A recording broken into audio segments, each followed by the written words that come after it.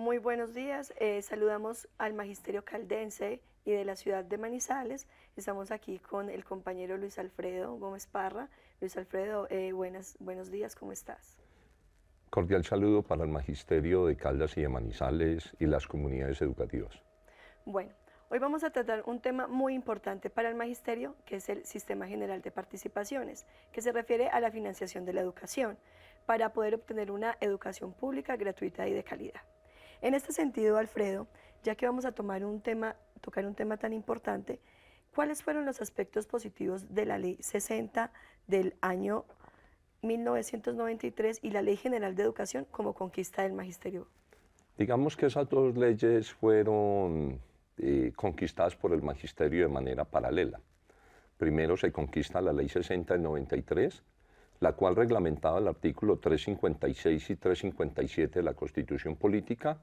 En ella se determina claramente cuál es el sistema de financiación de la educación, de la salud, del agua potable y el saneamiento básico. Y posteriormente la Ley 115 definía cómo era el sistema de financiamiento en el entendido que se hacía con el suitado fiscal, y en ese orden de ideas los temas curriculares, los temas de la pedagogía eran exclusivamente de las instituciones educativas y la financiación una obligación del Estado como tal. Bueno, Alfredo, en cuanto a esta Ley 60, ¿cuál era el porcentaje de financiación que tenían? La Ley 60 entra en vigencia el 1 de enero de 1994 y el situado fiscal tenía dos bolsas, una que llamábamos situado fiscal que llegaba a los departamentos y otra bolsa que se llamaba participación en los ingresos corrientes de la nación. En 1994 los departamentos recibían el 23% de los ingresos corrientes de la nación y los municipios recibían el 13%, el 15%, perdón, del total de los ingresos, para una sumatoria del 38% del total de los ingresos de la nación. Esta ley tuvo vigencia hasta el 2001 y los departamentos pasaron del 23 al 24 y los municipios pasaron del 15 al 22%. Es decir, que en un lapso corto de 6-7 años, municipios y departamentos pasaron de recibir el 38 a pasar a recibir el 46.5 del total de los ingresos corrientes de la nación. Está bien, Alfredo. Una pregunta adicional. Lo que nos estás hablando es del Sistema General de Participaciones. ¿Allí aparece a partir de qué ley? No. El Sistema General de Participaciones fue una modificación que se hizo a la Ley 60 en el 2001 a través del Acto Legislativo 01. Acto legislativo que fue el producto de un acuerdo extendido que el Gobierno Nacional firma con el Fondo Monetario Internacional en 1989. Ese acuerdo extendido exigía al Gobierno Nacional reducir la inversión con relación al PIB del 0.2 al 0.4% en 2 años. De ahí surge la Ley 715 del 2001, que crea el Sistema General de Participaciones y elimina, digámoslo de esa manera, el situado fiscal y la participación en los ingresos corrientes de la nación. Ese Sistema General de Participaciones ya no se financiaba como lo hacía el situado fiscal a través de los ingresos corrientes de la nación, sino que los recursos quedaban en una fluctuación del índice de precios al consumidor cada año. Ese SGP tenía dos bolsas, una que llamamos nosotros de asignación específica, que equivalía al 4% del SGP, en lo que se financiaba alimentación escolar, resguardos indígenas, ribereños, municipios ribereños y el POMPE. Y uno que llamamos de asignación sectorial, que es el 96% del SGP, con lo que se financia educación, salud, agua potable y saneamiento básico. Bueno, Alfredo, ¿cómo han evolucionado las leyes y actos legislativos de financiamiento desde sus orígenes hasta su forma actual? ¿Y cuál ha sido clave en este proceso? Bueno, digamos que el primer sistema de financiamiento fue el situado fiscal. Como bien lo dijimos, inició con el 28%, con el 38% y llegó hasta el 46.5% del total de los ingresos corrientes de la nación. Acto Legislativo 01 crea el situado fiscal ligado no a los ingresos corrientes, sino ligados al sistema o variaciones del IPC o índice de precios al consumidor. En ese primer acto legislativo, Ley 715, ya se definía que era la inflación más 2 puntos porcentuales entre el 2002 y el 2006. 2007 y 2008 se aumentaba a 2.5. Luego con la Ley 1176 del 2004, que regulaba el acto legislativo 07, se incorpora una nueva modificación al SGP, en el entendido que seguía ligado a la inflación. Se definían unos puntos porcentuales para el SGP, pero se definían unos puntos adicionales para el financiamiento de la educación.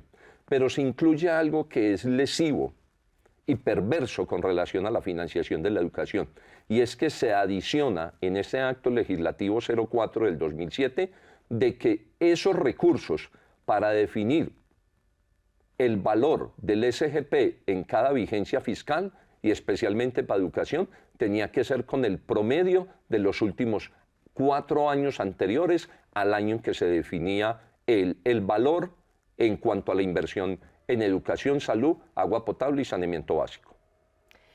Bueno, Alfredo, es reconocido por todo el magisterio que durante los últimos años la economía, ¿cierto?, ha fluctuado y ha cambiado. Digamos que en ese orden de ideas, con la creación del Acto Legislativo 03 del 2024, ¿cuál es el impacto que se generará a partir de su implementación en la financiación de la educación? Digamos que el acto legislativo tiene, varias dificultades. La primera es que sigue ligado al SGP. O sea, no cumple la promesa cuando se hizo el acto legislativo 01, que a partir de un horizonte de 16 años del SGP se regresaba a la fórmula de los ingresos corrientes de la nación y se ligaba al situado fiscal. Hoy el acto legislativo sigue con el esquema de financiación del Sistema General de Participación. Lo segundo es que aspiran ligar el ingreso, el situado fiscal aspiran ligarlo a los ingresos corrientes de la nación. Se aspira que en un horizonte de 12 años, iniciando el 1 de enero del 2027, se llegue al 39.5% de los ingresos corrientes de la nación.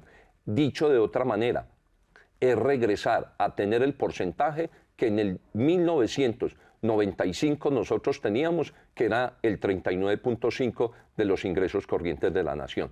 Pero adicional a eso, para poder entrar en vigencia la ley que reglamente el acto legislativo 03 del 2024, tiene como requisito sine qua non de que se debe nuevamente hacer una ley de competencias, distribución de competencias, pero también es una ley de autonomía. Eso quiere decir que necesariamente, como no quedó amarrado en el acto legislativo 04, en el acto legislativo 03 del 24, como sí quedó amarrado en el acto legislativo 01 y en la ley 715, los porcentajes para educación, podemos terminar en una ley de financiamiento que es de autonomía territorial, simplemente perdiendo recursos que aspiramos que sea en la lógica de avanzar progresivamente en los recursos, pero podemos terminar siendo en un proceso también regresivo. Esa es algo que tenemos que definir en la ley de financiamiento.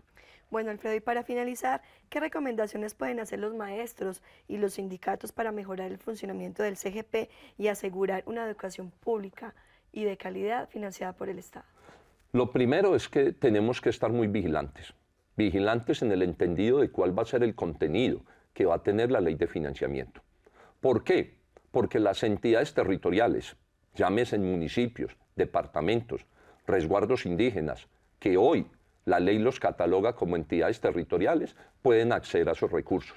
Pero en el porcentaje que habla o en el concepto que habla de autonomía, lo que está solicitando la Asociación de Gobernadores y la Asociación de Alcaldes es que les permitan autónomamente definir los porcentajes de cada entidad territorial sobre la distribución del SGP. Por eso los maestros tenemos que estar atentos para que ese 58.5 que hace parte de la educación dentro de esa bolsa de las asignaciones sectoriales efectivamente sea progresivo y no vayamos a terminar porcentajes con relación a la reglamentación de ese acto legislativo.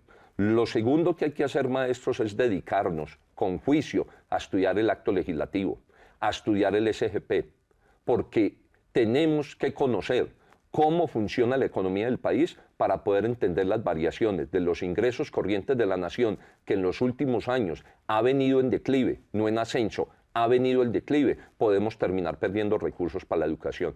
Y lo otro que hay que estudiar con toda la claridad es que el acto legislativo en el fondo termina trayendo consigo una reforma tributaria y estructural en el entendido que ubican el catastro multipropósito como una forma de aumentar los recursos de las entidades territoriales para compensar los recursos que la nación ha dejado de girar históricamente y que puede terminar de girar, no girando con relación a esta nueva reforma del Acto Legislativo 03. Bueno, Alfredo, agradecemos mucho la explicación de este tema. Es un tema muy importante que merece que se amplíe mucho más adelante. Agradecemos entonces a todos los maestros que nos ven en este podcast y los esperamos en el próximo capítulo. Muchas gracias. Para todos ustedes un abrazo cordial. Gracias a mi compañera Jessica Joana Zapata, coordinadora de nuestro Centro de Estudios e Investigaciones, e invitamos a los maestros a estudiar con todo el juicio el sistema de financiación de la educación pública en Colombia